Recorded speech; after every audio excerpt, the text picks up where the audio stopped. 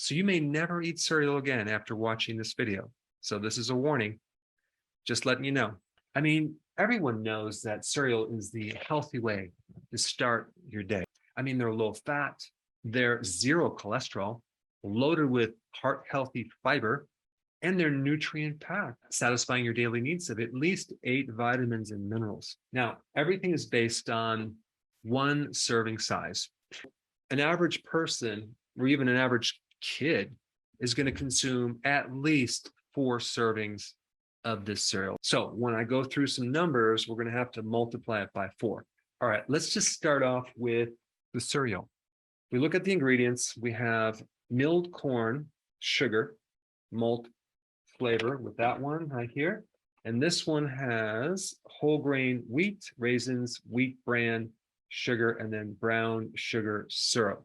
Now with Cheerios, which is the #1 eaten cereal in America, the second ingredient in Cheerios is sugar, and then cornstarch, and then brown sugar syrup. So there is a tremendous amount of added sugar in these cereals. We're talking about 17 grams of sugar per serving size.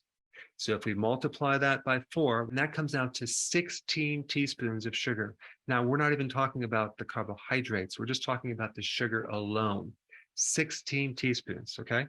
Now let's talk about the total carbs. 1 cup is 47 grams. If we times that by 4, we get 188 grams.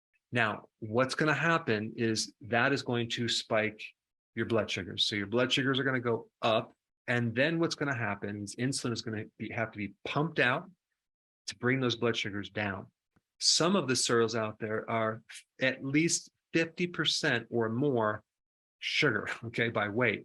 And so in other words, what a lot of people are consuming is just a tremendous amount of sugar in the morning, the worst time you can eat sugar, which I will get into shortly.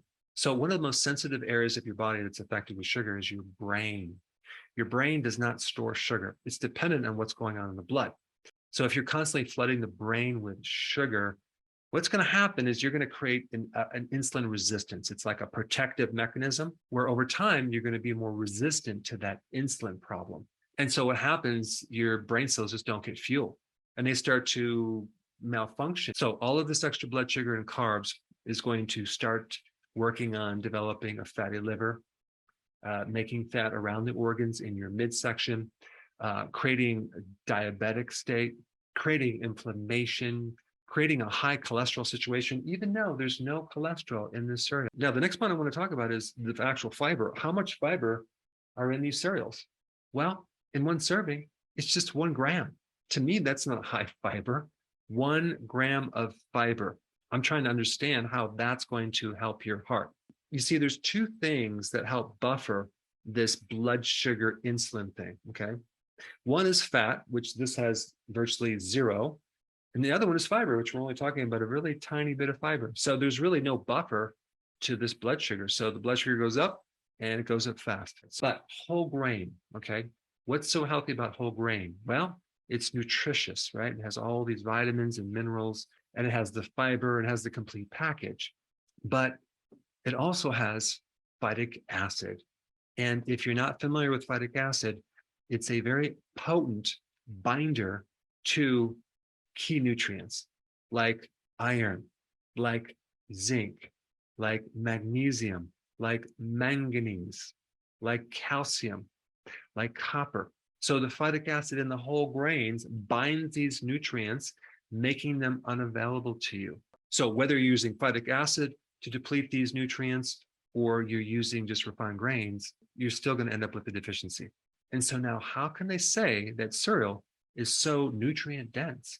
And that's because any and all nutrients in that cereal is added to the cereal as an enhancement or a fortification.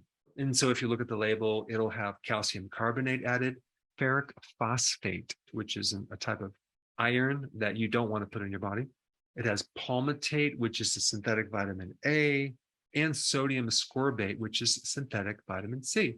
And on top of all that, when they process these grains, they heat them under high pressure.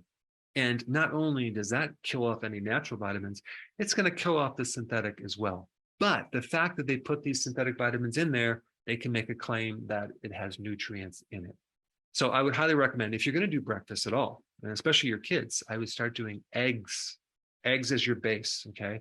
Do eggs and bacon, eggs and avocado, eggs and sausage, or other types of protein like a burger patty with tomatoes, something like that. But if you start your day with cereal, you're going to end up with a roller coaster ride of blood sugars up and down to the whole day, to the point where at night you're going to crave sugar like crazy and you're going to want to graze for the wrong type of food.